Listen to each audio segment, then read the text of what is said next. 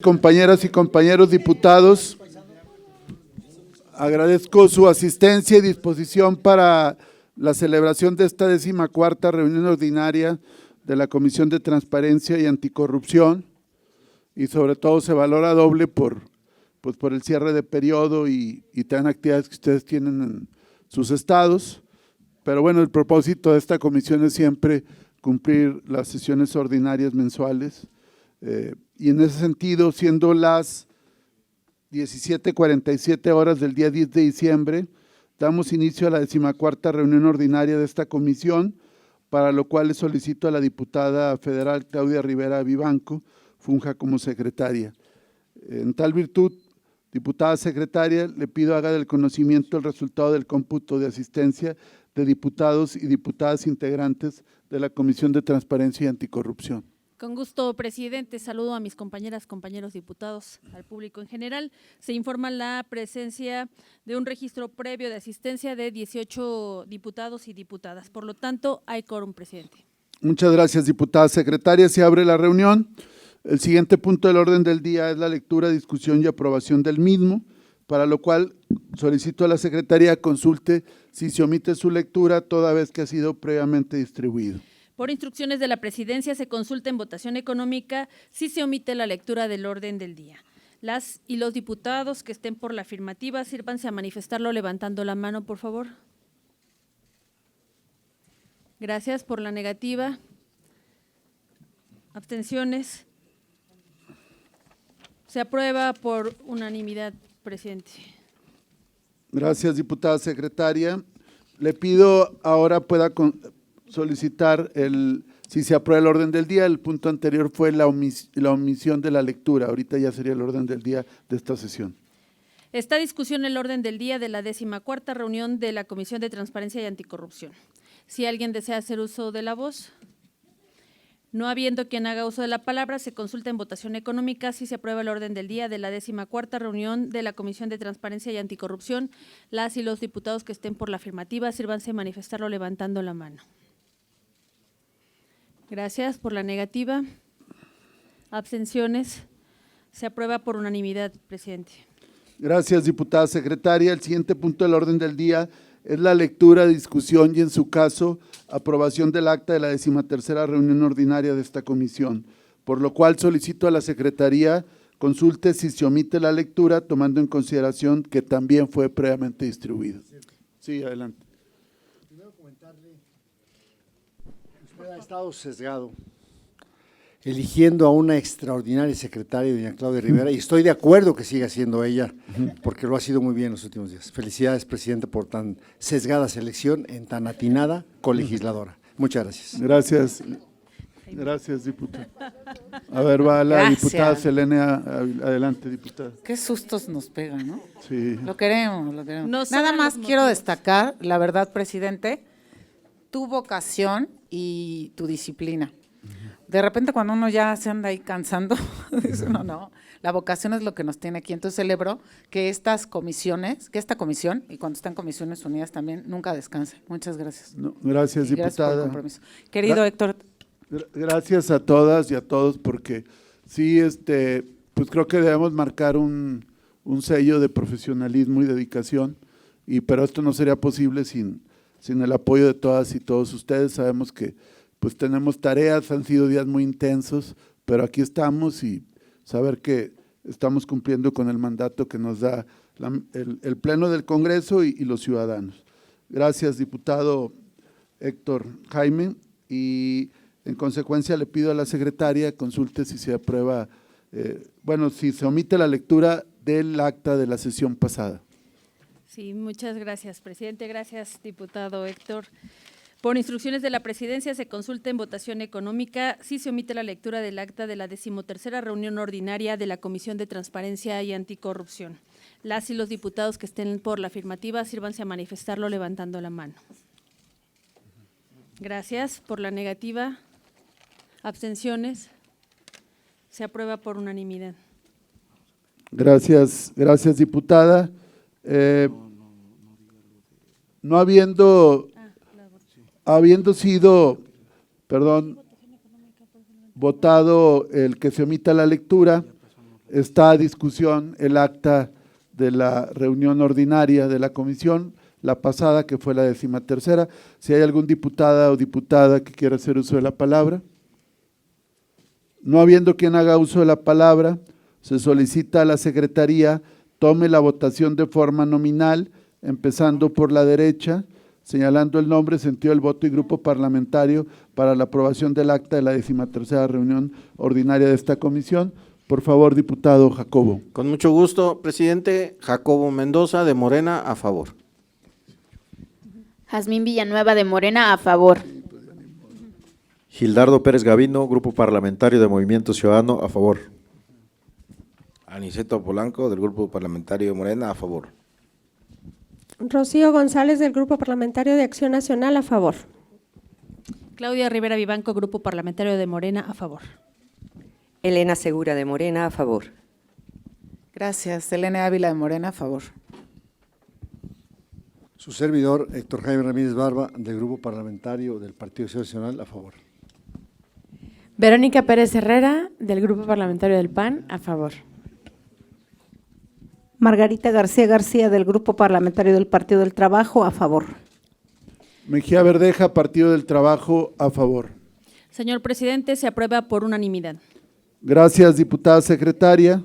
Se aprueba el acta de la sesión anterior y el siguiente punto del orden del día, señalado como punto 4, corresponde a la presentación de la ponencia Acciones 2025, avances y perspectivas del órgano interno de control del Instituto Nacional Electoral por el titular del órgano interno de control del INE, maestro Víctor Hugo Carvente Contreras, a quien le damos la más cordial bienvenida.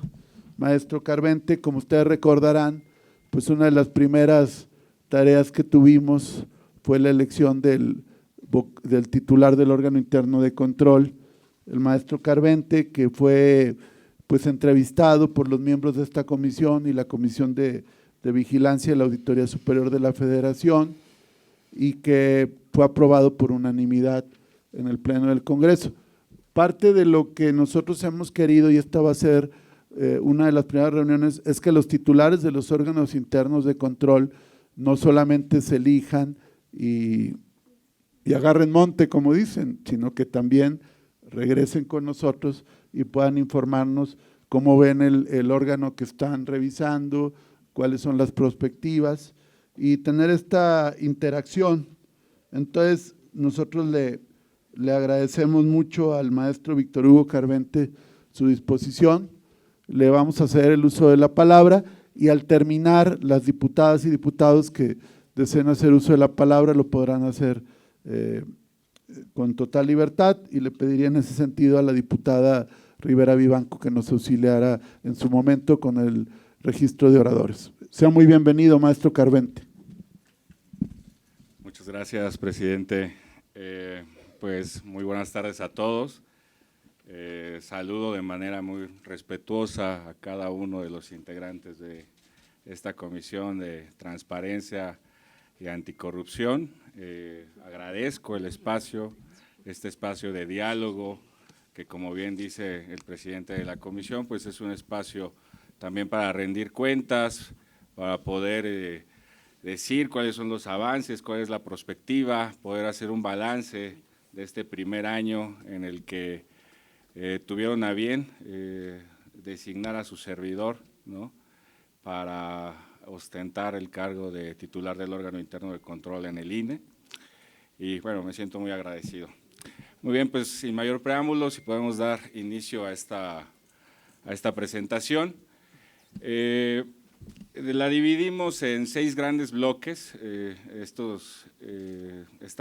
ponencia, que es la reforma, la modernización y el fortalecimiento del órgano interno de control del INE, el control interno, la prevención, fiscalización, los asuntos jurídicos. Se incorpora ya un nuevo tema para todos los OICs, que es la autoridad garante, y cuál es nuestra perspectiva en el 2026. Muy bien, justamente parte de un análisis, de un diagnóstico que nosotros realizamos cuando arribamos al órgano interno de control, pues es saber cómo se encontraba, ¿no? Cuál es el andamiaje jurídico que tenía este OIC, ¿no?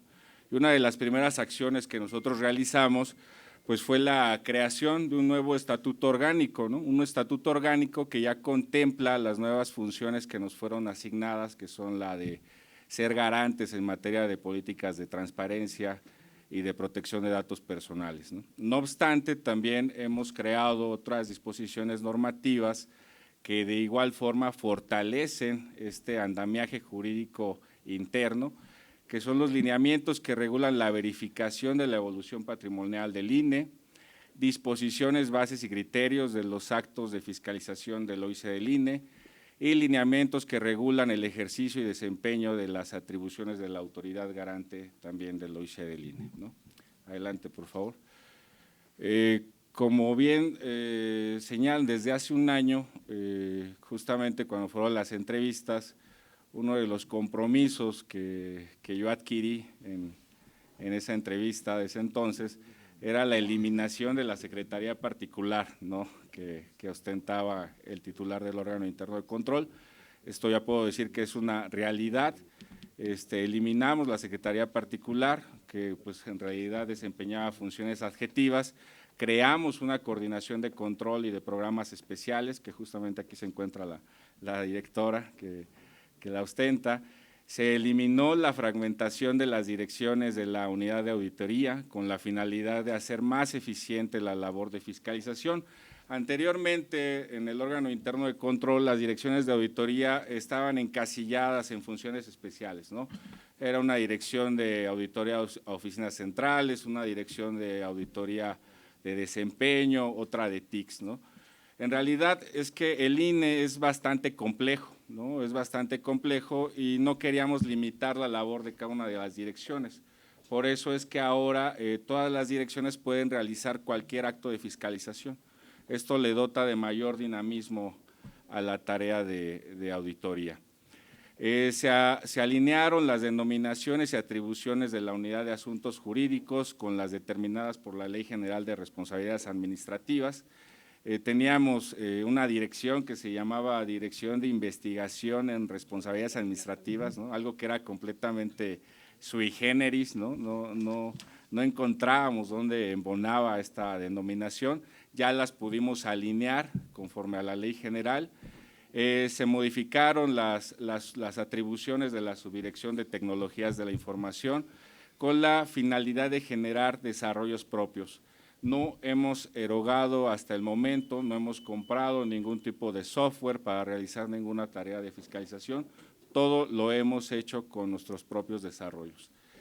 Y también, de igual forma, pues nuestra última tarea más importante, mediante movimientos compensados, creamos plazas auxiliares con la cual se dota a la función de autoridad garante, ¿no? Pudimos crear todo un andamiaje jurídico para garantizar la transparencia y la protección de datos personales, ¿no? Adelante, por favor.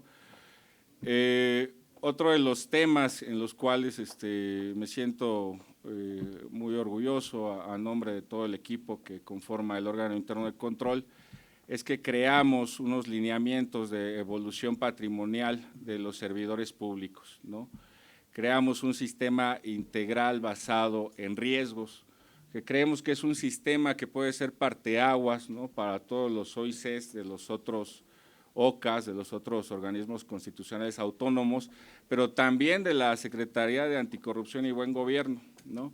¿Qué encontramos anteriormente, ¿no? Encontramos un método en los cuales se evolucionaba a los servidores públicos por una media forma aleatoria, ¿no? Por tómbola, ¿no? Lo cual pues le restaba rigor metodológico, ¿no? Ahora ya creamos un sistema basado en riesgos, creamos un índice con un método matemático en lo cual ya podemos identificar a los servidores públicos que pueden tener algún tipo de discrepancia en su patrimonio y a ellos hacerles una evolución patrimonial, ¿no? Anteriormente se hacía este ejercicio de evolución a los capacitadores, asistentes electorales, ¿no? Que generalmente pues perciben un ingreso alrededor de 10,000 o 12,000 pesos. Era una tarea ociosa que sencillamente dilataba, ¿no? Procesalmente y que no llevaba a ningún lado, ¿no? Ahora ya tenemos un modelo metodológico que respeta todas las etapas procesales, pero que sobre todo da certezas, ¿no? Adelante, por favor.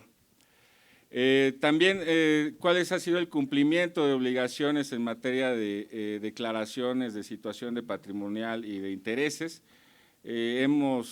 Gustosamente podemos decir que tuvimos un cumplimiento del 99.9%, 47,513 servidores públicos presentaron su declaración. Esto fue en un tiempo récord, alrededor de un mes. Hicimos una campaña intensiva para concientizar a todos los servidores públicos de esta tarea. De igual forma, realizamos 8,302 asesorías en materia de actas de entrega-recepción y participamos activamente en 1,454 actas de entrega-recepción también, ¿no? Adelante. Y bueno, una de nuestras partes preventiva, pero que no es menos importante, pues es que nosotros participamos en casi todos los órganos colegiados que tiene el Instituto Nacional Electoral. La mayoría de estos órganos colegiados pues están orientados a las adquisiciones, a la obra pública, a los bienes inmuebles, ¿no? Y cabe resaltar que nosotros ya tenemos una participación activa, ¿no? Es decir, ya no somos únicamente calificadores administrativos, ¿no? Ya nos metemos de lleno dentro de todos los procedimientos de contratación, en todas las etapas del procedimiento de contratación, desde la investigación de mercado hasta que se da el fallo, ¿no?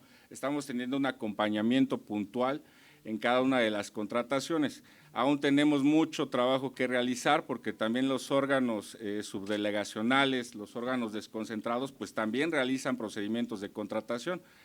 Nuestro próximo reto es tener presencia en todos esos órganos desconcentrados. Al día de hoy, en todos los procedimientos de contratación de órganos centrales, nosotros participamos. Adelanto. Y bueno, justamente uno de los compromisos que nosotros teníamos al arribar a este órgano fue crear un nuevo modelo de fiscalización, ¿no? ¿Qué queríamos hacer, no? Queríamos ser más eficientes en la manera de fiscalizar. Teníamos que responder a la naturaleza y a la complejidad del Instituto Nacional Electoral. Como ustedes saben, el INE tiene presencia en cada uno de los estados, tiene juntas locales y a la vez tiene juntas distritales. En total dan alrededor de 332 órganos subdelegacionales, ¿no? No hay fuerza de trabajo que pueda fiscalizar a todos esos órganos desconcentrados. Entonces, ¿qué tenemos que hacer, no? Tenemos que ser más eficientes, ¿no? Tenemos que hacer más con menos. Y por ello es necesario que nosotros echemos mano, ¿no? De los sistemas electrónicos, ¿no? Tenemos la idea de crear una bitácora electrónica de seguimiento de adquisiciones, de hacer auditorías electrónicas para que de manera remota nosotros podamos fiscalizar sin estar de manera presente, ¿no? Y otro de las tareas pendientes pues es ampliar el alcance de la fiscalización. Justamente hasta el día de hoy, hasta este mes, hemos podido fiscalizar a 10 estados que anteriormente pues no se podían, que no se habían fiscalizado, tal es el caso de Sinaloa, Tlaxcala, Hidalgo, ¿no?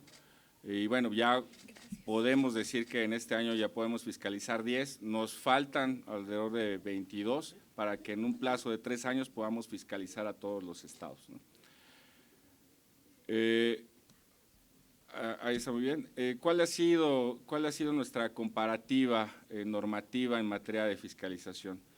Nosotros creamos unas disposiciones, bases y criterios en materia de fiscalización en los cuales ya nos dan certeza, ¿no? sobre cómo se debe de realizar una auditoría, una visita de inspección, una revisión, ¿no?, una intervención de control interno. Anteriormente no existía un instrumento normativo que determinara formatos, plazos, ¿no?, que se pudiera fiscalizar en tiempo real.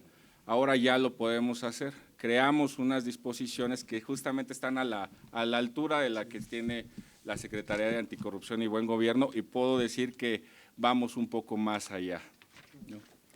Adelante. ¿Cuáles son otros avances destacables que hemos tenido en materia de auditoría? Creamos el Sistema Integral de Control de Auditoría Interna, el SICAI, así lo denominamos. ¿Y cuál es el gran logro de este sistema? Pues que es un desarrollo propio, ¿no? No tuvimos que contratar nada, no pedimos ninguna erogación extra al Instituto Nacional Electoral. Tenemos un pool de programadores, también de compañeros que son expertos en la materia, y aunque nos llevó un poco de tiempo, podemos decir que al día de hoy ya está funcionando, ya nos da certeza sobre los actos de fiscalización, ya nos da una trazabilidad, ya nos da un repositorio documental, ya puede ser abierto al público, pueden saber qué es lo que estamos auditando y pueden saberlo en tiempo real, ¿no? De igual forma, establecimos un convenio con la Auditoría Superior de la Federación. Es un convenio que ya existía anteriormente, pero que pues de igual forma reiteramos nuestra disposición para poder acompañar a los actos que realice la ACF, ¿no? Al día de hoy nosotros damos acompañamiento a la entidad para que pueda proporcionar la información necesaria en cada uno de los actos. De igual forma, establecimos un convenio con la Secretaría de Economía, un convenio para utilizar y explotar la plataforma SIGER. Es una plataforma que nos da mucha certeza, justamente cuando nosotros participamos en procedimientos de contratación, porque podemos verificar que las empresas pues tengan esta responsabilidad, que sean fidedignas, ¿no?, que cumplan con los estándares necesarios para ser contratadas, ¿no? ¿Cuáles fueron nuestros alcances en materia de fiscalización? Pues pudimos fiscalizar en este año 11 de los 17 órganos centrales, tuvimos presencia en 10 estados, esto quiere decir en 10 juntas locales ejecutivas, y también pudimos fiscalizar 42 juntas distritales ejecutivas, ¿no? Adelante.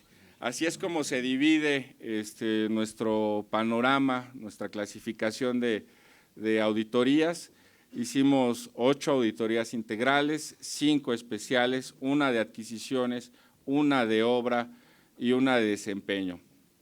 La de desempeño, quiero hacer un paréntesis, es una auditoría inédita, porque justamente buscamos analizar de manera holística cómo es que se da el servicio de verificación de datos a través de la credencial para votar, ¿no? Generalmente el INE hace un cobro, bueno, más bien las instituciones bancarias utilizan las bases de datos del INE, la explotación de las bases de datos en cualquier tipo de trámite, ¿no? Nosotros quisimos ir más allá, queremos saber cuál es la efectividad, cuál es la eficiencia, si se puede migrar hacia un nuevo modelo de recaudación de ingresos, y es por eso que al menos en este mes vamos a estar plasmando algunos de los resultados de esta auditoría, ¿no? Adelante, por favor. Y bueno, ¿cuáles fueron nuestros números concretos? Realizamos 16 auditorías, tuvimos un total de 162 observaciones, se fiscalizaron en total a 53 unidades responsables de gasto, como ya lo mencioné, se tuvo presencia en 10 de las 32 entidades federativas, tenemos pensado que al cabo de 3 años podamos cubrir todo el territorio nacional. Tuvimos presencia en estados en los cuales no había presencia, en Oaxaca, en Sinaloa, Tlaxcala, Morelos, Michoacán e Hidalgo. Y aquí creo que es muy importante señalar que es preciso que también el OIC del INE se pueda vincular con los órganos internos de control de los soples, ¿no? ¿Por qué? Porque tenemos materias conjuntas, tenemos temas en los cuales pues podemos sumar esfuerzos, pero sobre todo podemos intercambiar información en cuestión en materia de adquisiciones, ¿no? Por ejemplo, en cuestión de material electoral, en cuestión de todo lo que tiene que ver con las compras relacionadas con tecnologías de la información, ¿no? Es una de nuestras tareas pendientes. Adelante, por favor. Este es el mapa de las entidades auditadas. Adelante, por favor. Ahora bien, ¿cómo vamos en el tema de asuntos jurídicos? Cuando llegamos, arribamos al órgano interno de control, teníamos un rezago de 1,141 expedientes en investigación, ¿no? Al día de hoy ya podemos decir que hemos abatido el 45% de ese rezago. El rezago se acumuló a lo largo de 6 años, desde el 2018 hasta el 2024. En 11 meses hemos abatido la mitad de ese rezago. Esperamos que al cabo de por lo menos otros 11 meses ya podemos regularizarnos en nuestro ritmo y podamos ya estar al día con todas las denuncias, con todas las investigaciones que se nos turnan, ¿no? Entonces, pues ha sido una labor titánica que ha realizado la Unidad de Asuntos Jurídicos, pero pues vamos con paso firme en esa materia, ¿no? De igual forma, los expedientes concluidos, podemos decir que hasta el día de hoy ya tenemos alrededor del 90% de los que se encontraban en materia de responsabilidades ya concluidos, ya los que fueron turnados al tribunal, de igual forma, ya son 1, y pues aquí podemos tener la gráfica detallada, cómo es que se ha dado la evolución de los expedientes año con año.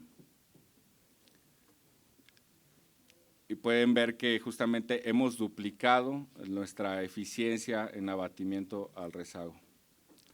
Adelante, por favor.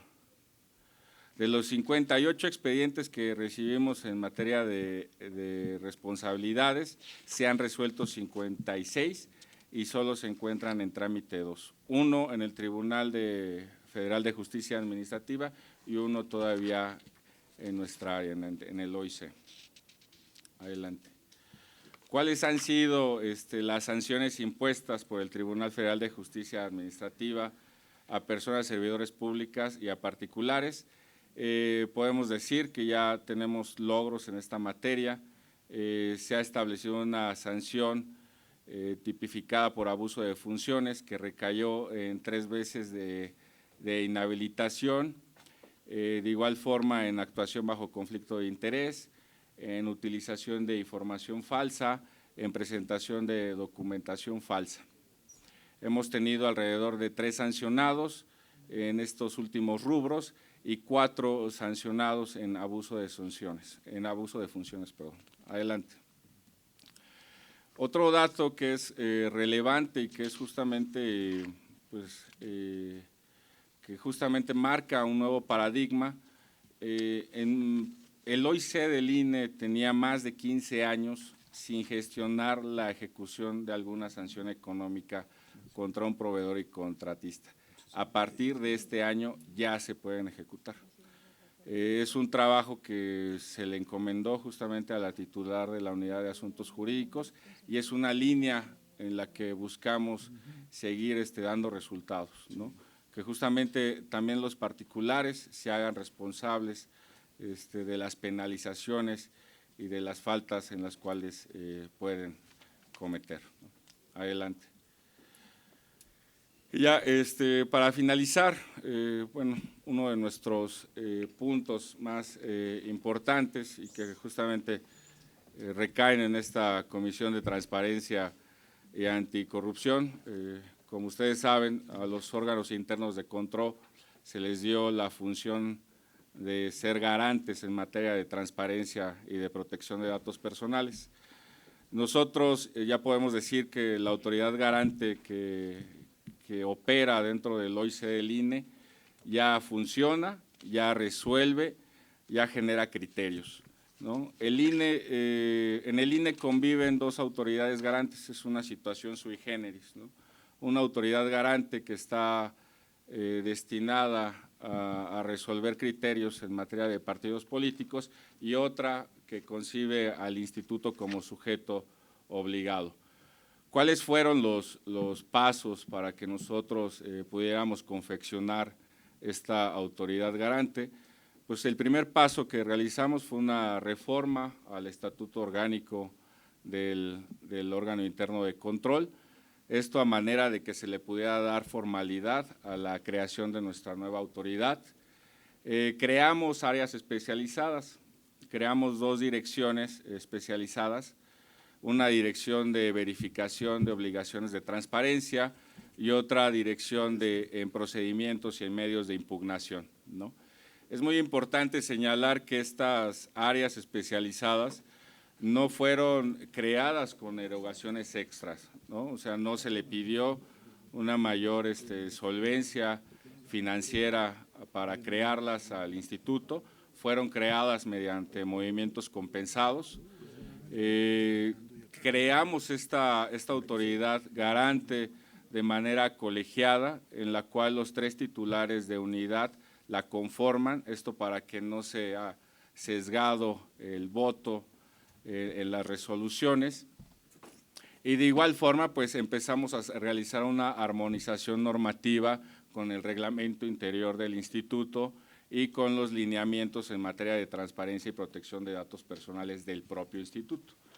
Y finalmente, en julio de este año, emitimos los lineamientos que regulan a la autoridad garante del órgano interno de control del INE, ¿no?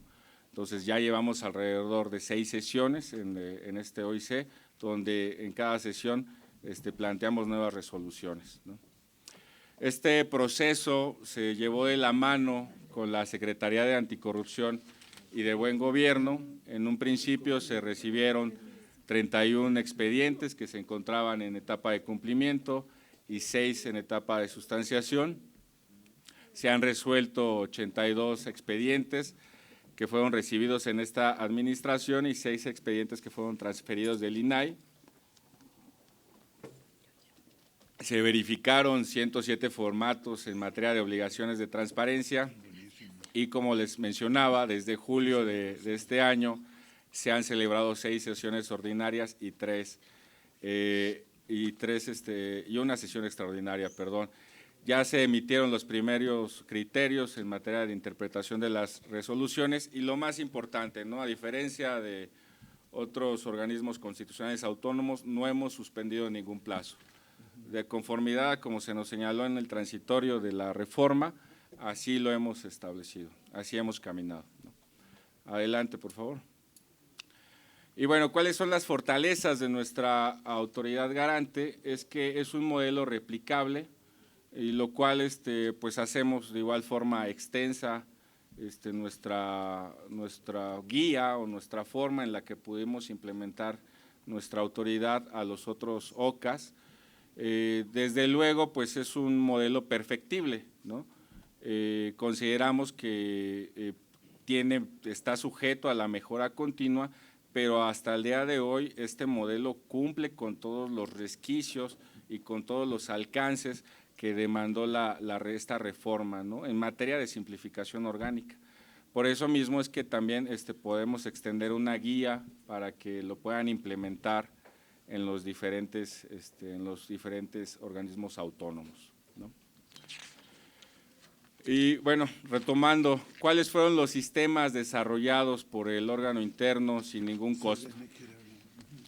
Hicimos el Sistema Integral de Control de Auditoría Interna, creamos el Sistema Integral de Selección basado en riesgos, que está diseñado para evolucionar el patrimonio de los servidores públicos, y el Sistema de Capacitación de la Autoridad Garante.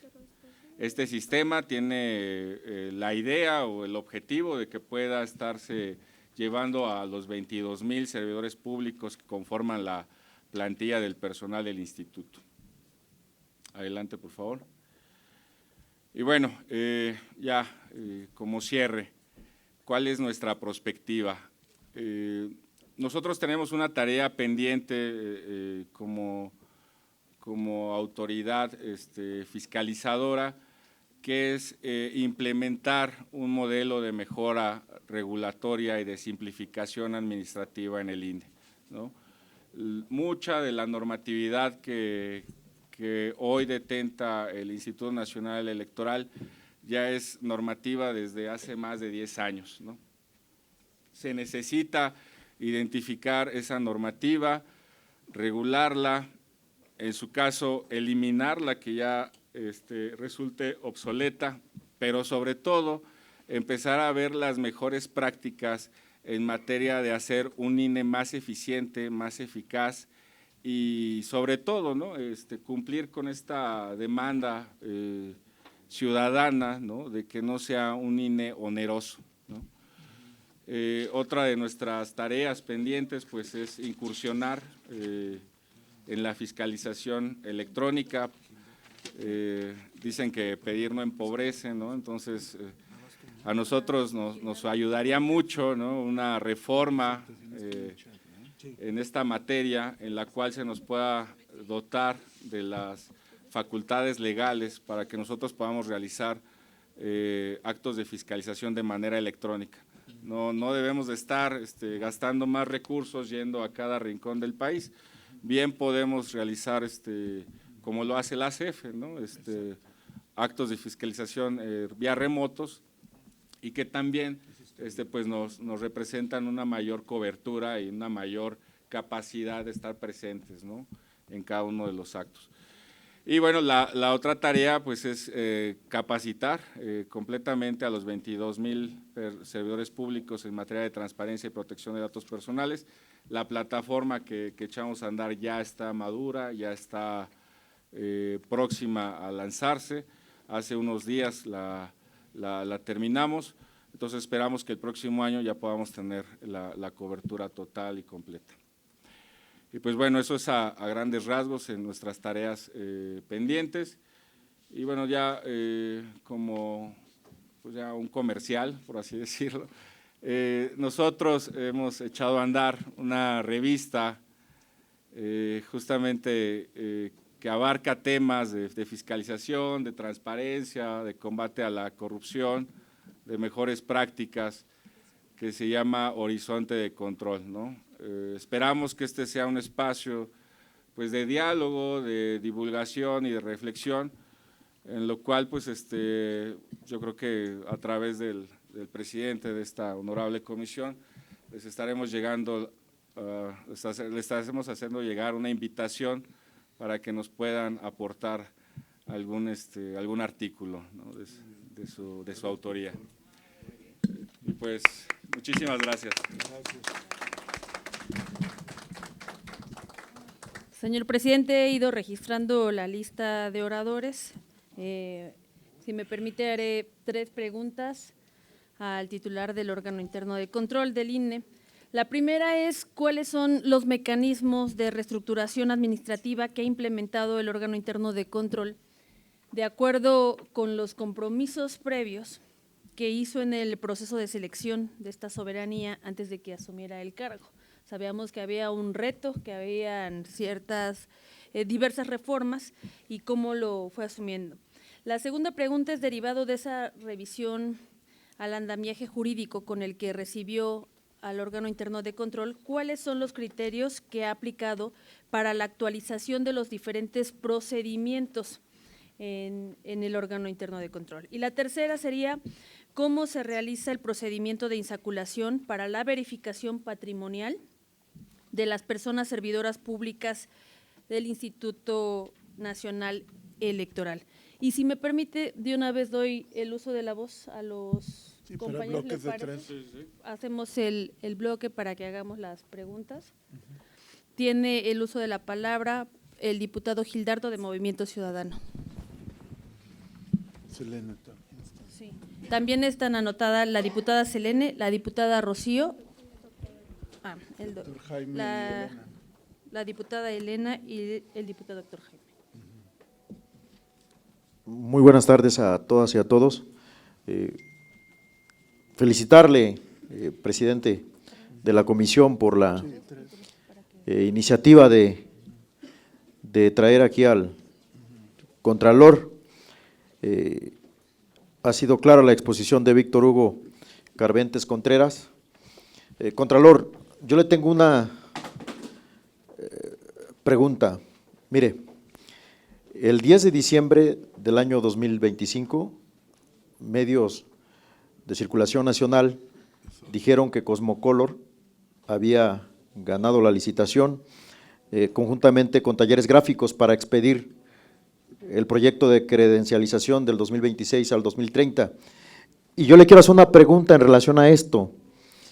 ¿Se prevé o algún planteamiento le hicieron para que no suceda lo que los medios publicaron el 7 de julio del año 2019, que se habían clonado credenciales en el estado de Chiapas y en el estado de Tabasco, que incluso el ejecutivo de esos estados, de parte del INE, hicieron algunas declaraciones, pero muy tibias, de que no había evidencia, de que no había realmente un riesgo? ¿Hay una respuesta al respecto? ¿Es cuánto, Contralor? Muchas gracias.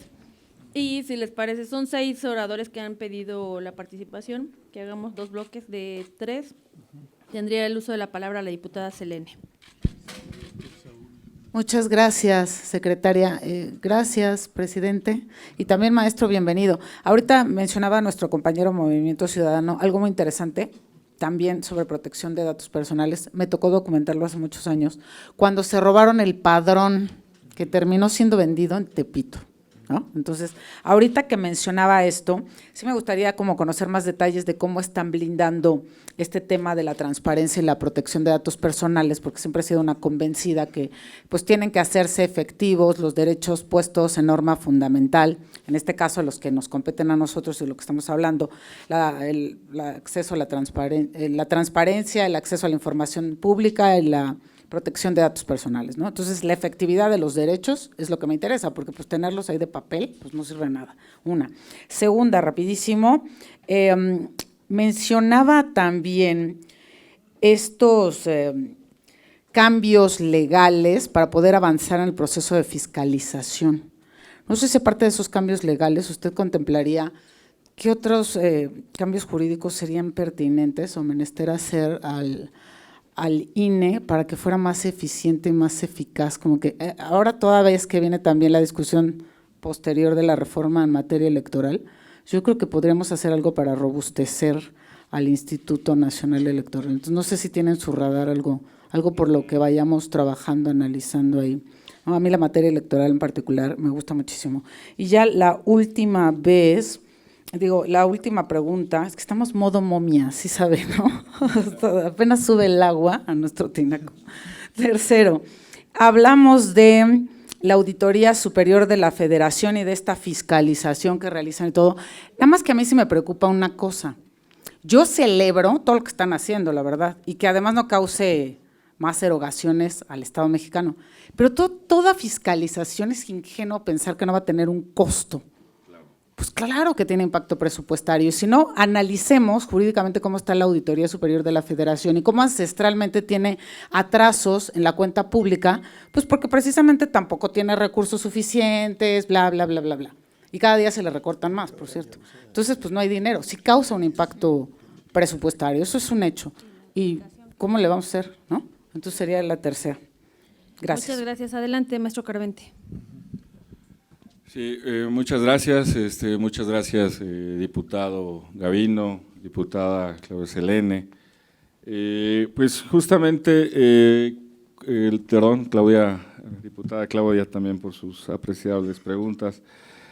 ¿Cuáles son los mecanismos de reestructuración administrativa que ha implementado el órgano interno de control, dando atención a las primeras preguntas? Y bueno, pues lo primero fue realizar una etapa de diagnóstico, como comentábamos, en la cual pues era preciso situar cuáles eran las deficiencias o las áreas de mejora que tenía el órgano interno de control, ¿no? Posteriormente, pues tuvimos que establecer criterios para la reestructuración administrativa, que justamente pues tienen que ver con la actualización y armonización de la norma en los más altos estándares nacionales y de buenas prácticas internacionales. Creamos una estructura más sintética, un poco más compacta en la materia, y posteriormente pues el trabajo fue interdisciplinario. Se realizaron diversas mesas de trabajo al interior del órgano para la modificación del estatuto orgánico, para la creación de las disposiciones, bases y criterios en materia de fiscalización, para la emisión de los lineamientos en materia de autoridad garante y claro, pues también los lineamientos que mencionábamos para la regulación de la verificación de la evolución patrimonial, ¿no? Entonces, pues fue un proceso integral que justamente partió desde una fase diagnóstica, una fase de comparación, un ejercicio comparativo de qué es lo que están haciendo los órganos internos de control a nivel nacional, qué está haciendo la Secretaría de Anticorrupción y Buen Gobierno, qué están haciendo los OICs de los otros OCAS, y es así como quisimos apenas nivelar el estándar que nosotros debíamos tener, ¿no? Ahora, pues la propuesta es, claro, pues ir más allá, ser más propositivos y crear, como bien menciona la diputada Claudia Selene, pues un modelo de fiscalización que si bien es cierto, pues debe costar, que cueste lo menos, ¿no? La verdad es que buscamos que todo el ejercicio del control interno, de la prevención, de la fiscalización, esté aparejado a los criterios de racionalidad, ¿no? Y dando atención a la pregunta de la diputada, nosotros consideramos que es necesario reforzar el recurso humano, ¿no? Y el recurso tecnológico, ¿no? Una de las primicias que tenemos dentro de nuestro órgano interno de control es poder capacitar y profesionalizar a cada uno de los elementos que lo conforman, ¿no? Pero sobre todo echar mano también de los recursos tecnológicos. Los recursos tecnológicos, pues en un escenario de austeridad, son los que nos fortalecen para poder hacer frente ante escenarios de mayor complejidad, ¿no? Un escenario donde el INE pues tiene diario contrataciones, tiene diario obra, realiza todo tipo de procedimientos de contratación. Entonces el dinamismo que nos puede dar la oferta tecnológica es a lo que debemos apostar, ¿no? Creo que esa es nuestra principal tarea. Ahora bien, ¿cuáles deberían de ser las formas de poder robustecer o de poder fortalecer al INE? Yo creo que todo va de la mano en cómo podemos hacer al interior del INE un INE más sencillo, sin menos trámites burocráticos, más ágil, menos hipertrofiado, por así decirlo. En la Administración Pública Federal existe lo que se llaman los comités de mejora de regulatoria interna, los famosos comeris, y estos comités creo que bien pudiesen instalarse dentro del INE, ¿no? Son comités donde se somete la normativa, se someten los procesos, se somete, digamos, a evaluación toda la dinámica burocrática interna y se empieza a hacer una depuración, decir, oye, bueno, pues esto ya no sirve, esto ya es obsoleto, esto lo podemos hacer de manera más eficiente, ¿no? Establecer un programa anual de trabajo para poder establecer directrices claras de simplificación administrativa, ¿no? Creo que esa es la tarea más pendiente que tiene el Instituto Nacional Electoral, tiene que recopilar las mejores prácticas que ya se están dando pues en otras en otras dependencias de la Administración Pública Federal, ¿no? Ahora bien, respecto al procedimiento de contratación de la credencial para votar, como bien mencionaba el diputado Gildardo, bueno, el órgano interno de control participa, pues me atrevo a decir que en casi todas, los procedimientos de contratación de oficinas centrales, ¿no? Nosotros participamos desde la figura del subcomité de revisor de convocatorias, ¿no? Analizamos que la convocatoria se apegue a los principios legales y normativos que demarca la legislación en la materia de adquisiciones. Participamos también en todas las etapas procesales del procedimiento de contratación, ¿no? Y la verdad es que nuestra función primordial es de asesores, ¿no? Somos asesores, somos impulsores, somos promotores de las mejores prácticas y de que no se desvíen el procedimiento de contratación. Hasta el día de hoy, pues no se tienen denuncias al respecto de este procedimiento. El órgano interno de control puede intervenir de oficio si es que se detecta alguna desviación en este procedimiento. La situación es que no se ha desarrollado con pues digamos con los mayores estándares legales, y en dado caso pues también estaremos pendientes del cumplimiento del contrato, ¿no? Hoy este contrato falló, ya se determinó el fallo, entonces bueno, pues ahora nos toca otra etapa, ¿no? La etapa de la revisión de la ejecución del contrato, ¿no? Y bueno, es cuanto. Muchas gracias. Muchas gracias. Adelante, secretaria, con la siguiente ronda. Hay 4 personas en la lista, si les parece de una vez desahogamos las 4, que tiene el uso de la palabra la diputada de Acción Nacional, Rocío. Gracias, buenas tardes, los saludo a todos, bienvenido maestro Víctor Hugo, además le agradezco de verdad su compromiso con la rendición de cuentas. Yo creo que estos son prácticas que ha fomentado esta comisión, por lo que felicito también a nuestro presidente, que fomente estas mesas donde se nos puede rendir cuentas y de ahí podemos seguir avanzando. Pero como a mí me gusta mucho el chismecito, perdónenme, yo sí quiero saber que nos platique qué pasó con el tema de la queja que interpusieron porque los consejeros en su momento en 2022, los consejeros del INE determinaron posponer la revocación de mandato y luego entonces se presentó una queja por el hoy diputado Sergio Gutiérrez Luna. Al final se llevó a cabo la revocación de mandato, se dio con un voto justificado. Ellos argumentaron en su momento que habían hecho esta propuesta por falta de presupuesto, que todos nos dimos cuenta que así fue. Aún así, insisto, se dio la consulta, esta sí se dio, no como la de los pueblos originarios en el tema del agua, y superado 4 años después, el órgano interno de control retomó este tema y notificó a los 6, tanto los 3 consejeros en activo como a los que se habían retirado ya, por la presunta comisión de responsables administrativas graves. En febrero del 2025 se reabrió el expediente y se turnó al Tribunal Federal de Justicia Administrativa. El mismo diputado federal Sergio Gutiérrez Luna se desistió del proceso.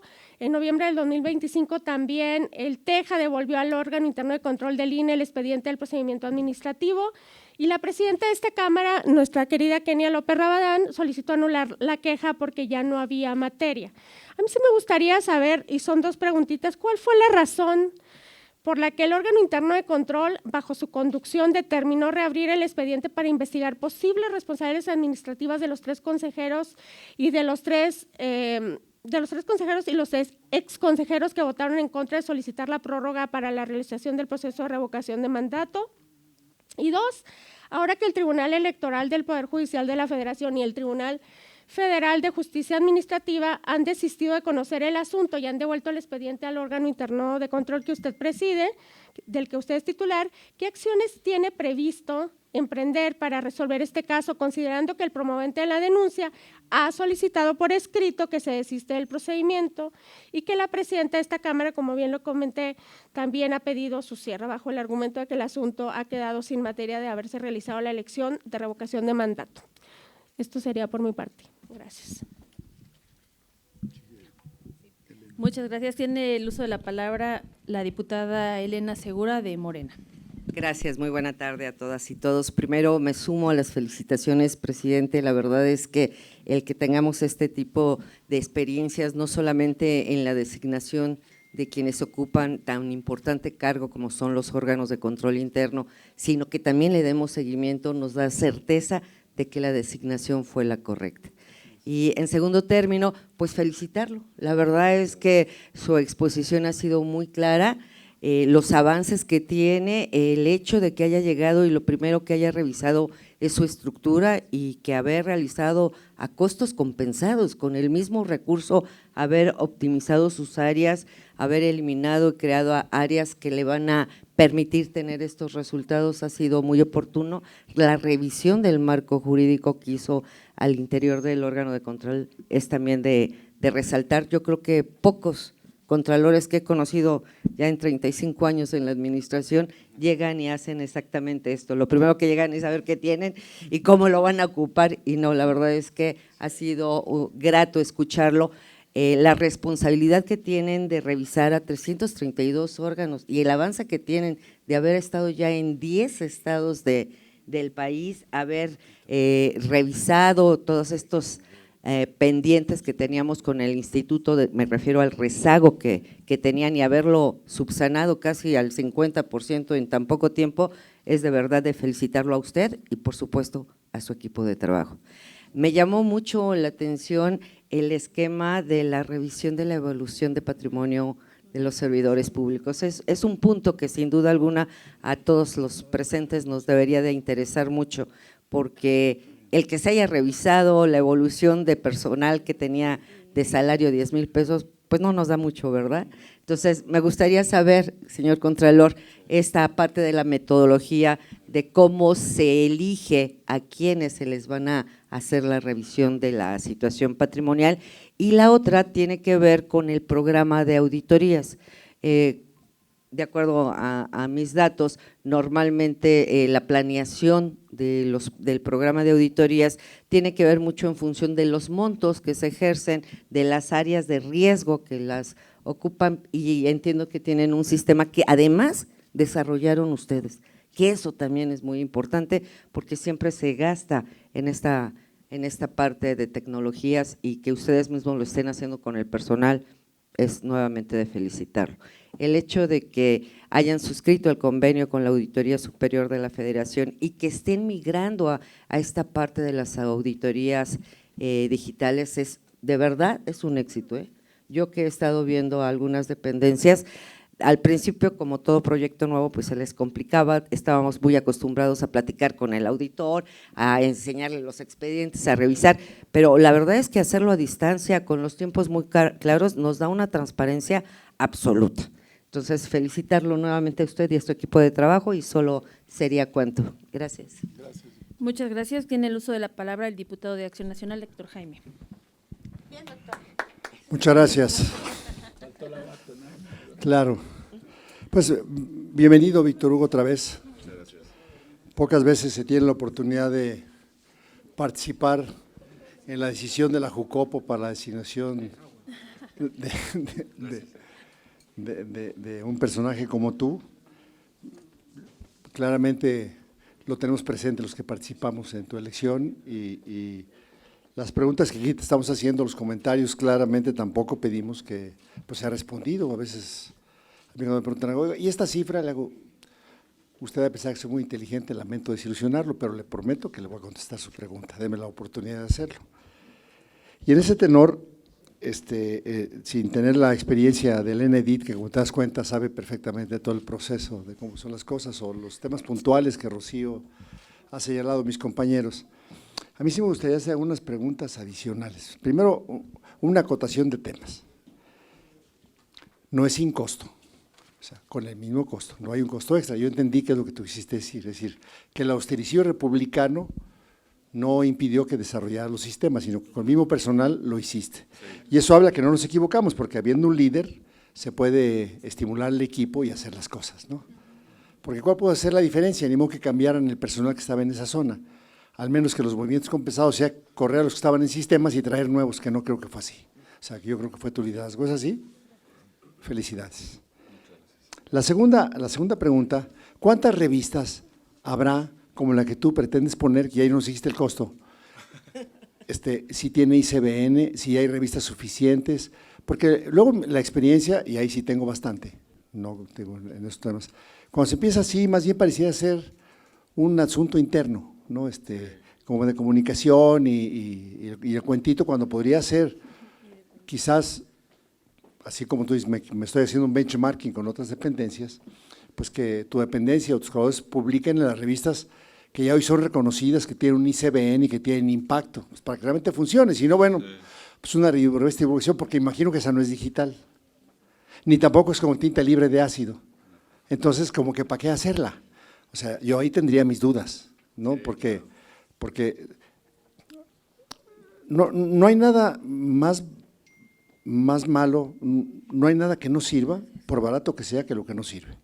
Entonces, una revista que no tiene los criterios aún de conservación ambiental, tiras papel, no hay libre de ácido, vas a contaminar, no es gratis, estoy seguro que no es gratis, y a lo mejor la producción puede ser más o menos gratis, pero la distribución no tanto, y luego el impacto real, porque cuando tú dijiste cambio de paradigma, a mí me entusiasmó el término, porque sé lo que significa el paradigma. Yo creo que sí lo estás logrando, que has hecho en un año un avance relevante, por lo menos en la visión de hacia donde quisieras, faltaría un ratito más caminarle, y así como claramente tú ganaste tu premio en tu tesis diciendo cómo podemos reestructurar esto, yo creo que pues, si pensaras de lejos, a lo mejor la revista pudiera tener otras alternativas, por lado que, ¿cuántas revistas hay en el ramo? Yo conozco por lo menos 12, en investigaciones jurídicas de la UNAM, es decir, para que ahí funcione. Ahora, si la vas a hacer así, yo sugeriría que fuera sin papel, que así como has dado el impulso a la tecnología, puedas hacerlo con un mecanismo un poco más diferente y armar todo un equipo de comité editorial adicional para que se pudieran dar las cosas. Nosotros nos proponemos gratis para formar parte del en cuanto tengas al comité editorial que esté en el Sistema Nacional de Investigadores, pues los admites para que puedan avanzar. No cobramos, ¿eh? Sí. Sí. Entonces, porque puede haber de divulgación o puede haber de temas. Y ahora sí iría con las preguntas que te estaré entregando por si no alcanzamos ahorita, pero son, por lo menos son 4. La primera, la extinción del INAI y la continuidad del derecho a la información. Con la desaparición del INAI, ¿qué protocolos ha implementado el INE para garantizar que las solicitudes de acceso a la información pública dirigidas tanto al instituto como a los partidos políticos sigan siendo atendidas de manera oportuna y conforme a los principios constitucionales de máxima publicidad? Esto porque hemos visto que menos del 2% de lo solicitado a este nuevo órgano de transparencia se está dando. ¿Qué ha hecho el INE? ¿Qué has pensado tú en esta reestructura que también puedes tú impactar? Y digo esto por los que no recuerdan, él sacó la tesis con una distinción especial por la reestructura orgánica, entonces vale la pena para que si piensas que se me ha olvidado o no. Segundo, ¿cuenta el INE con los recursos humanos, tecnológicos y presupuestales suficientes para sostener la función de transparencia sin afectar la operación diaria del instituto? Porque a mí me quedó claro que en los resultados que tú presentas, por lo menos, pareciera ser demasiado esfuerzo de búsqueda para tan poquitos resultados, como que ya con el olfato que tienes, ir a encontrar esos casos, porque un año de trabajo, 3 situaciones graves de expedientes previos que resolviste, habla otra vez de tu gran capacidad de ir discerniendo. Yo creo que tenemos todavía 3 años más de oportunidad para que con ese olfato podamos viendo qué puedes hacer. El segundo tema tiene que ver con recortes presupuestales y combate a la corrupción. Tomando en cuenta los recortes presupuestales que ha enfrentado el INE en los últimos años, ¿cuál ha sido el impacto concreto en las capacidades de control interno y en la labor fiscalizadora del órgano interno de control. Por lo que escuchamos pareciera ser que no. ¿Consideras tú que es viable combatir la corrupción, mejorar la gestión pública y sostener sistemas de fiscalización tecnológica bajo un esquema de restricción presupuestal permanente? Y ahí yo pensaría que podrías tener también un conjunto de alumnos de tesis de maestría o doctorado que supervisaran lo que tu gente está haciendo. Porque entonces ahí sí podrías ir viendo que haya un auditor externo, porque, o sea, ¿quién audita al auditor? Y con tu visión académica que tienes, te podría fortalecer el que se hiciera de esa manera. El tercer tema es la auditoría. Es el tercero de 4, no, aquí está la hojita, mira, es una sola hojita. El tercero es la autonomía judicial del Tribunal de Justicia Administrativa. Las sanciones promovidas por el OIC del INE ante el Tribunal Federal de Justicia Administrativa son fundamentales, como tú y yo sabemos, para combatir las faltas graves y las no graves. Sin embargo, recientemente este tribunal ha recibido nombramientos de fuerte carga política desde el Poder Ejecutivo. No voy a dar nombres para que no se ofendan mis compañeros, si no empiezan a decir cosas como en el Pleno. ¿Cómo evalúa este órgano interno de control el posible impacto de estos nombramientos en la imparcialidad de la resolución de los asuntos? Y segundo, ¿de qué manera coordina actualmente el OIC con el tribunal para asegurar que los procedimientos se resuelvan con autonomía, imparcialidad y sin interferencias políticas? Claramente también puedes oler cuál es el tema y cuál pudiera no ser.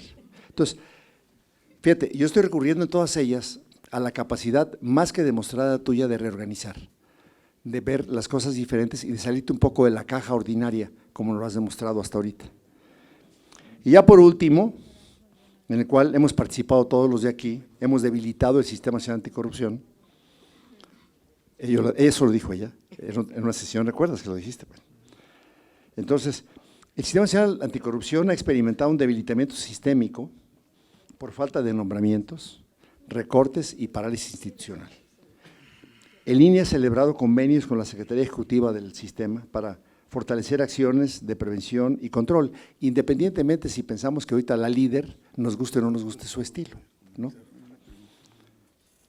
Con el recorte presupuestal ya proyectado y aprobado por esta Cámara y publicado en el Diario Oficial de la Federación para el 2026, ¿será posible mantener esta coordinación y operación conjunta? ¿Cómo lo verías?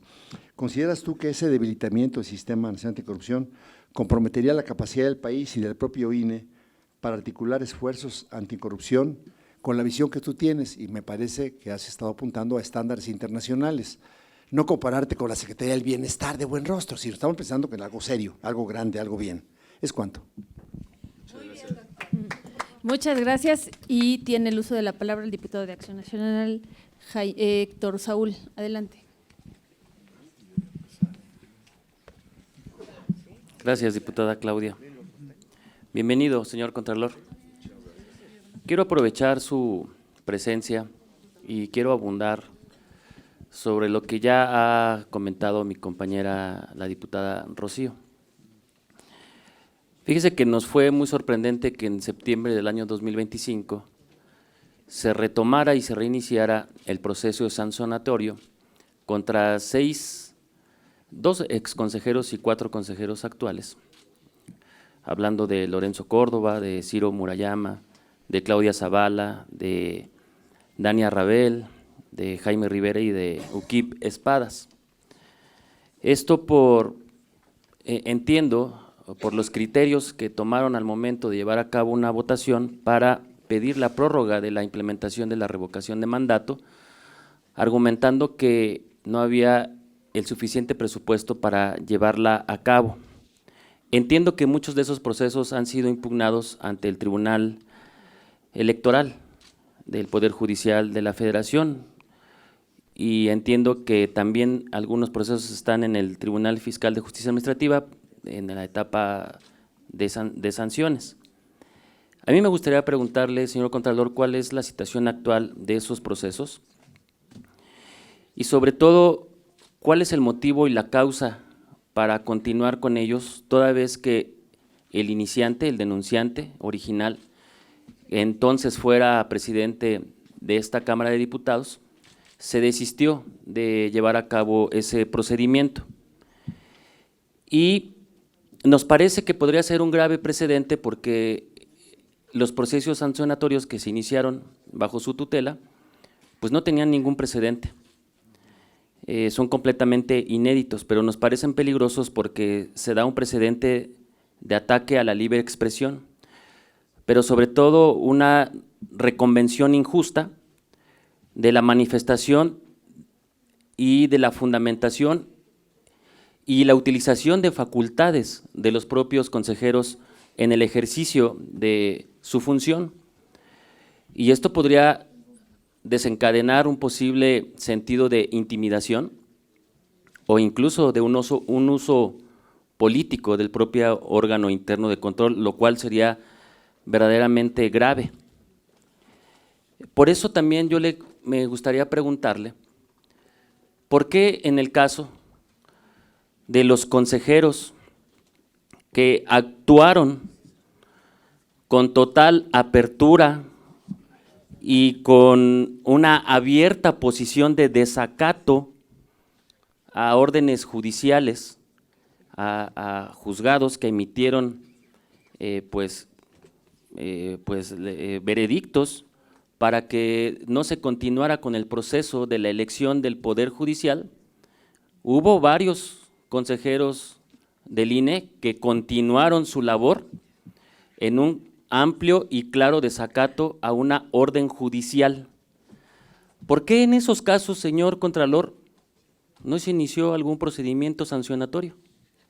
O bien, si sí lo hizo, nos gustaría conocer si existen, tomando el mismo rasero que se utilizó para el criterio de iniciar procesos sancionatorios contra los consejeros que emitieron su criterio en el caso de la revocación de mandato.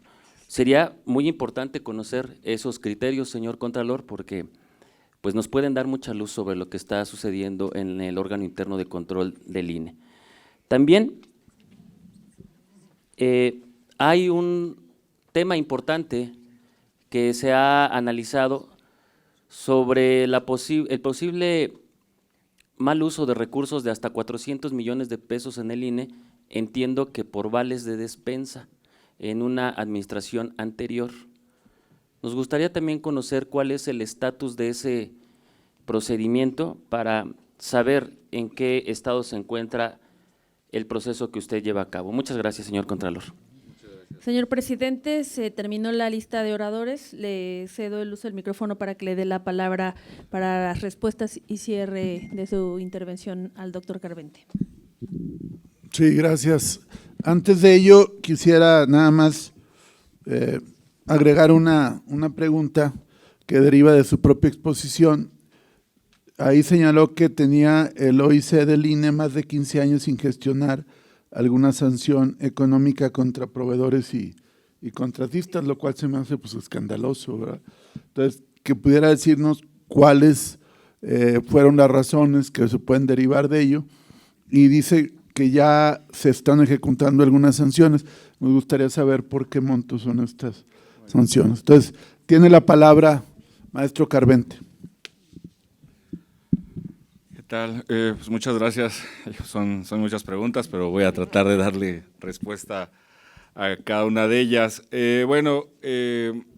Atendiendo la primera pregunta, que justamente está ligada también a la pregunta del diputado, yo creo que la pregunta fundamental que nos tendríamos que realizar es ¿por qué este expediente en el que están involucrados consejeros desde el año 2021 estaba aperturado y se encontraba con inactividad procesal, ¿no? Naturalmente nuestra administración, la del órgano interno de control, no podía ser omisa. O sea, llegamos y tuvimos que emprender un programa de abatimiento a rezago, ¿no? Un programa de abatimiento a rezago en el cual heredamos 1,141 expedientes. Sabemos que una de las faltas en las cuales también pueden incurrir los servidores públicos, en este caso los que estamos adscritos al órgano interno de control, es que se nos prescriban los expedientes, ¿no? Ya había, este es un expediente que desde el 2021 pues está próximo justamente a prescribirse. No íbamos a actuar, no íbamos a caer en ese supuesto. Entonces, pues nuestra actuación formal, legal y obligada era darle trámite, ¿no?, a ese expediente, que justamente pues nace de una denuncia que se realizó en el año 2021. Legítimamente y legalmente, pues el OIC está obligado a revisar y a llevar a cabo y a desahogar el procedimiento de responsabilidad administrativa. Cabe señalar que pues, en cuestión de faltas graves, el órgano interno de control lo único que hace es investigar y sustancia, ¿no? La resolución se encarga del Tribunal Federal de Justicia Administrativa. Ahora bien, se preguntarán cuáles fueron los criterios, ¿no?, para que nosotros podamos darle, seguir con este procedimiento.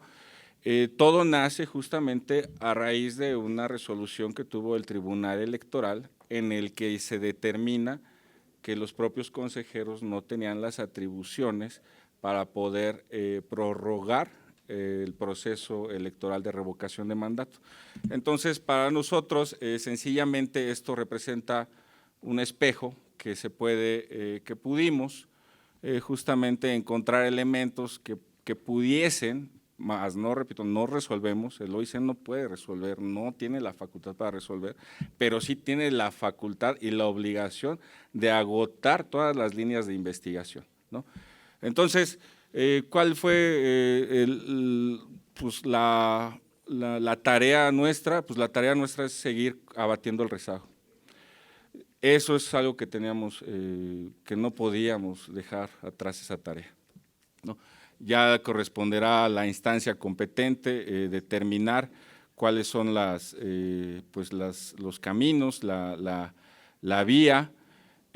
Hasta el momento, el Tribunal Federal de Justicia Administrativa nos remitió algunos señalamientos de forma en el cual tenemos que hacer unos pronunciamientos, pero quiero señalar que esto tiene que ser muy puntual. Este órgano interno de control está pegado no solo a actuar en el margen, en el ámbito de sus atribuciones legales, sino también de propiciar las mejores prácticas de economía procesal y también evitar cualquier tipo de dilación, ¿no? Si existe una vía en la cual se pueda retomar este asunto con las mejores prácticas, sin duda lo tomaremos, ¿no?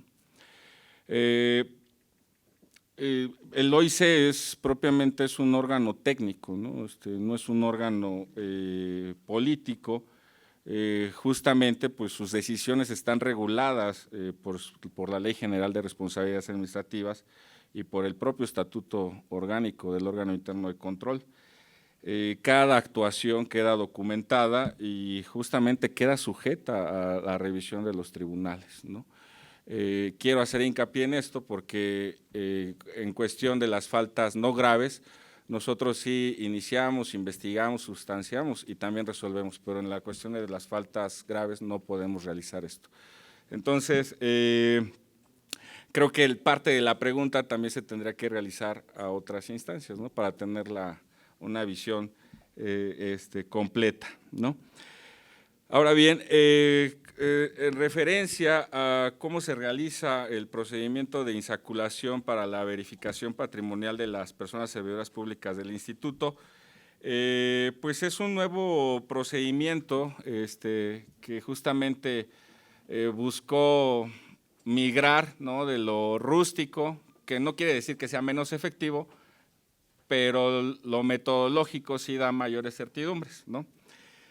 ¿Cómo determinamos esta clasificación? Pues esta clasificación se determinó por factores de riesgo, de acuerdo a las siguientes categorías, ¿no? Personas servidoras o exservidores públicas conforme al índice de atipicidad preliminar en la evolución patrimonial.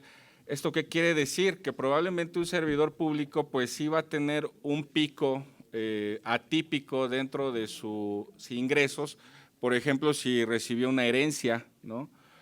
Por ejemplo, si vendió un bien inmueble, ¿no? Entonces, pues generalmente, pues estas variaciones, pues son completamente justificables, lo cual también se propicia a que podamos tener un criterio de economía para no profundizar sobre algo que se puede ser perfectamente justificable, ¿no? Como también tenemos el criterio de no seleccionar a servidores públicos que claramente pues sus ingresos son constantes, ¿no? Como es el caso de los capacitadores de asistentes electorales, ¿no? Que sería un completo despropósito por parte de este órgano fiscalizador centrar sus esfuerzos en personas que no se sitúan en un ámbito de riesgo, ¿no?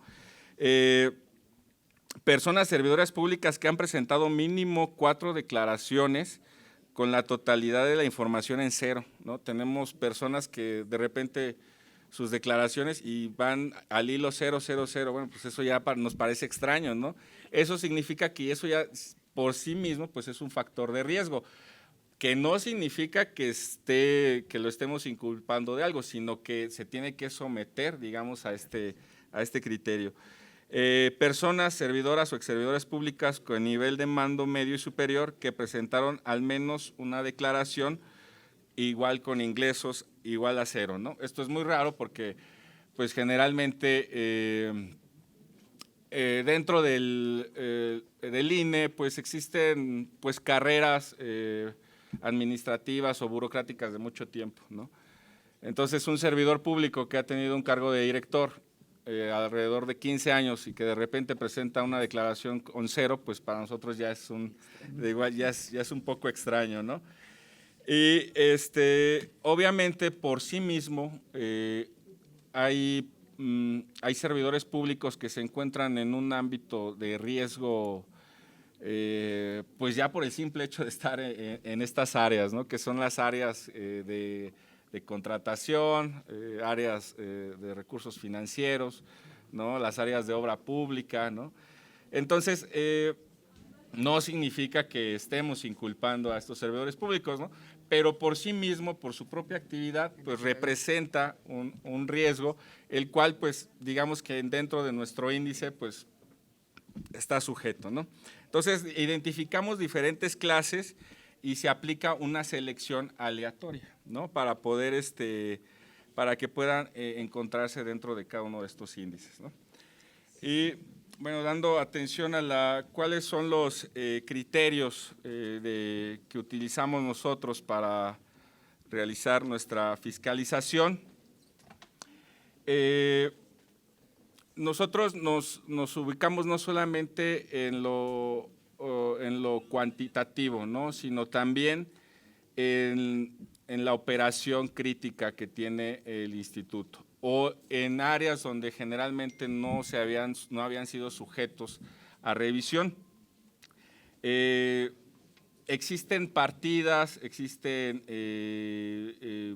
criterios, tipos de denuncias que nos llegan, en los cuales nosotros podemos estar creando índices para poder identificar cuáles son los focos rojos donde tendremos que estar teniendo una mayor participación.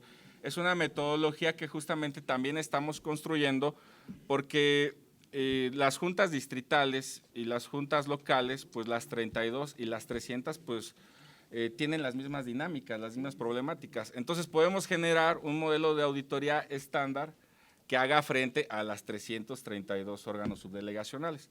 Es allá hacia donde queremos ir. Queremos que para mediados del siguiente año pues ya podamos tener un avance significativo en esto, ¿no? Ahora bien, referente a la revista, híjole, pues la verdad es que no, lo empezamos a hacer como un trabajo, pues no tan científico, sino más bien, no sin las formalidades que requiere una revista, ¿no? Más bien es un ejercicio de divulgación, que yo también estaba pensando ahorita, bueno, pues qué otro espacio de divulgación hay en materia de fiscalización o de responsabilidad administrativa. Pues creo que no, me parece que el INACIPE sí tuvo ahí algún tipo de dossier que sacó, pero no, hasta ahorita no recuerdo. Jurídicas tiene varias. Jurídicas, La ¿no? Gaceta UNAM. La Gaceta. Entonces, a lo mejor lo que nosotros queremos es que es muy académico, ¿no? A veces ese tipo de instrumentos de divulgación, pero habemos muchos actores dentro del área de la fiscalización, de las responsabilidades, que no estamos tan insertos en lo académico, pero que también tenemos experiencias, ¿no? Que podemos compartir, ¿no? Como es el caso de esta mesa, en el cual pues ha sido más empírico a veces, ¿no? Que académico, y que claro, por supuesto, pues nos vamos a sujetar a los mayores estándares verdes, ¿no? Por así decirlo, ¿no? Queremos hacer una revista digital, ¿no? En la cual pues podamos utilizarlo como un medio de divulgación para todos los que nos encontramos en este gremio, ¿no? Eso, apenas estamos confeccionándola, ¿no? Si nos gustan apoyar en el comité editorial, pues ya estamos más que puestos, ¿no? Editor en chief, mira. Editor, sí, ya, jefe editor, pues ya lo tenemos. No quiere pagar nada. Por amor a la educación y a la transparencia y a la condición a la tutela efectiva de los derechos fundamentales. Ahora bien, ¿cómo asumimos esta nueva tarea en materia de transparencia y protección de datos personales? Pues no solamente el OIC del INE, ¿no? Sino todos los OICs. Muchas gracias. Pues la verdad es que normalmente nuestra actividad pues siempre ha sido somos auditores, ¿no? Somos especialistas como en la responsabilidad administrativa, pero nunca hemos incursionado en ser transparentólogos, ¿no? Por así decirlo, ¿no? Acabo de diálogo. Sí. A fin de cuentas, el mensaje para nosotros es qué instancia tiene que responder, y es algo importante para el país, aunque ya no hay email, que tendrías que revisar. Sí. ¿Cuándo llegó la solicitud? ¿Cuándo se contestó? Claro. No, o sea, en ese tema sí. No es culpable, sino esa es una posición hoy sustantiva, dado la desaparición de un órgano autónomo. Sí. Claro. ¿no? Sí, y efectivamente creo que a lo mejor podríamos empezar en este ciclo sin fin de quién audita al auditor y quién revisa. La verdad es que pues vamos a tener un nuevo camino en el cual también se tienen que fortalecer a las unidades de evaluación y control que fiscalicen a los propios OICs de los organismos constitucionales autónomos. Y también crear nuevos criterios en esta materia, porque si bien es cierto que bueno, con la desaparición del INAI, pues ya tenían criterios muy sólidos, y nosotros pues apenas tendremos que irlos, ¿no? Confeccionando, ¿no? Como comentaba el presidente, sí. La locución, es decir, por ejemplo, lo que Ista me argumentó y me gustó mucho tu respuesta ante la pregunta de don Héctor, ¿no? Es decir, y la respuesta sistémica sería, no hay ninguna carpeta del 21 que no esté ya trabajándose, porque todas van a precluir. O sea, no solamente ese caso que tú existes, sino ahorita el auditor nos puede decir, no hay ninguna del 21 que no se esté revisando. Y la segunda, que es un poco medio en broma, esta sí es en broma, no debo señalar puntualmente, es, ¿en qué se diferencia este método de tómbola del método de tómbola que hizo la Angélica Ivonne Cisneros para elegir a los diputados de Morena en la 63, ¿te acuerdas, Ricardo? No, pero es otro tema. Gracias. Sí. Que continúe el ¿te falta todavía alguna? Una y ya. Okay, adelante. Bueno, ya, digamos ya porque… Ahora bien, si se puede combatir a la corrupción en un escenario de recortes presupuestales continuo, si yo bien lo entiendo, más bien creo que bueno, esto es a lo mejor un tanto teórico, pero creo que el fenómeno de la corrupción, una de sus facetas, pues es el dispendio o los gastos onerosos, ¿no? O sea, no se trata únicamente del hecho, ¿no? Sino más bien del mal ejercicio del recurso público. Si estamos insertos o no insertos en un esquema de austeridad, yo creo que lo importante es buscar la racionalidad del gasto, ¿no? No pueden existir estas asimetrías tan marcadas, ¿no? Entre que pues ya no son propias de la dinámica social a lo mejor, ¿no? Donde existan gastos suntuosos. Y creo que justamente la Ley Federal de Austeridad Republicana sí tiene cuestiones muy claras, ¿no? Que yo creo que hay que empezar el INE tiene que empezar a transitar de ellas, ¿no? Partidas en las cuales se tienen que hacer reducciones, vaya, una serie de elementos donde sí se puede hacer más con menos, ¿no? Muchas gracias. Gracias. A ver, no vio de tiempo, pero también con el ánimo incluyente de esta comisión, el diputado Héctor Saúl quiere hacer uso de la palabra, nomás le pedimos brevedad, diputado.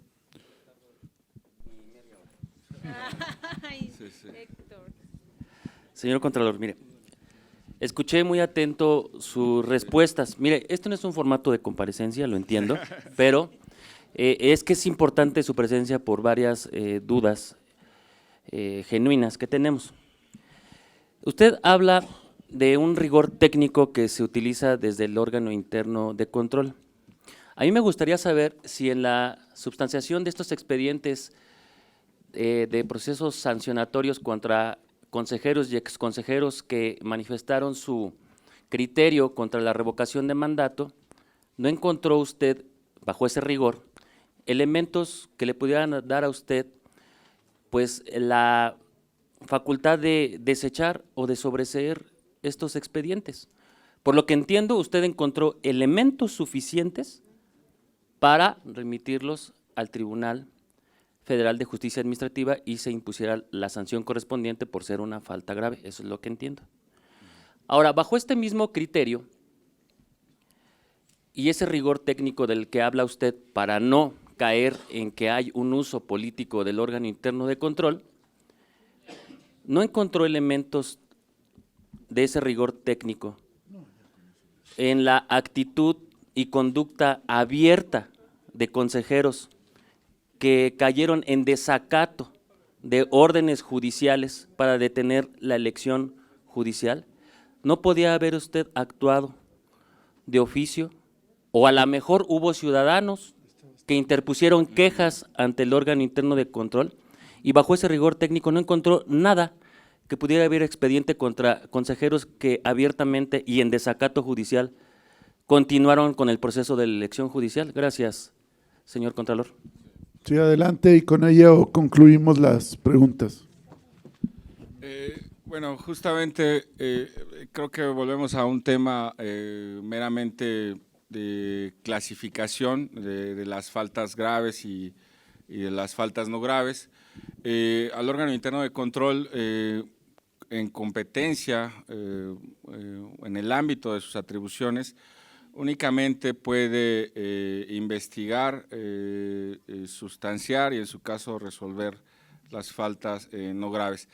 Las que son determinadas como faltas graves, pues la investigación y la sustanciación sí compete a nosotros.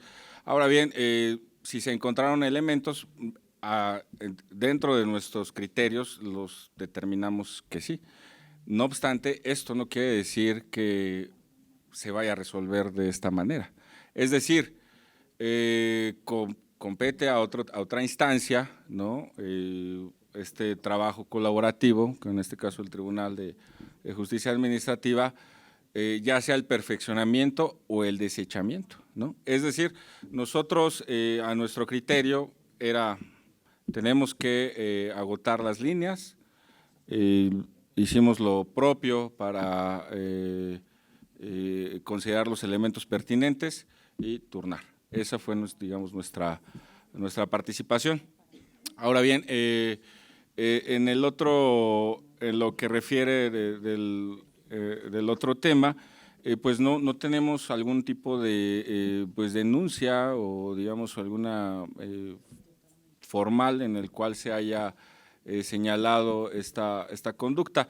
No obstante, nuestra obligación de igual forma es, en dado caso, iniciar, investigar y sustanciar, ¿no? O sea, no podemos actuar de manera parcial. Eso es algo con claridad. En dado caso de que se recorrerá todo el camino administrativo correspondiente.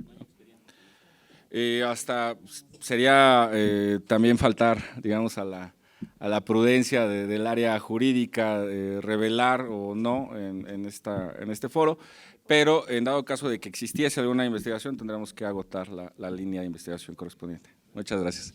Agotado este punto, señor presidente. Muchas gracias.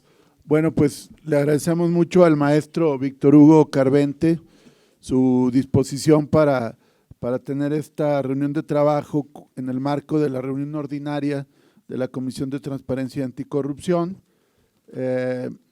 Yo creo y estoy seguro que mis compañeras y compañeros estarán de acuerdo que no se equivocó esta comisión en la parte que le corresponde haber hecho el trabajo de preselección, y ya después fue la Junta de Coordinación y luego el Pleno. Creo que se han tomado estas tareas con mucha responsabilidad, con una visión innovadora. Creo que hay retos muy fuertes y aquí estamos para apoyar, por ejemplo, esto de la fiscalización electrónica, usarlo de la inteligencia artificial. Creo que son cosas que ya pudiéramos ayudar, y lo que podamos ayudar a empujar reformas al marco jurídico, pues cuente con nosotros.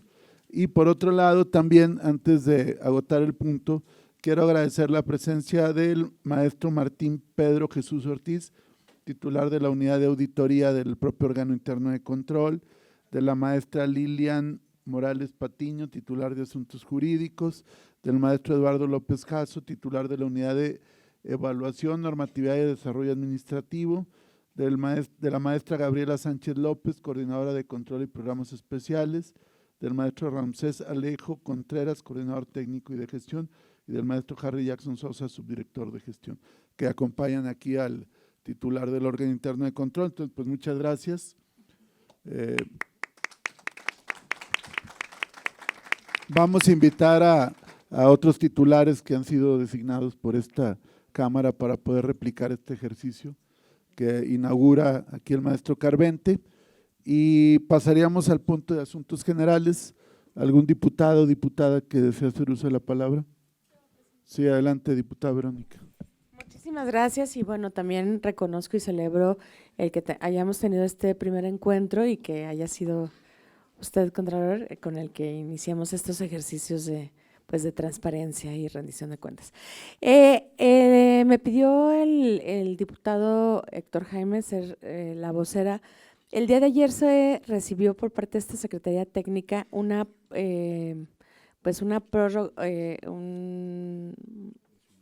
prórroga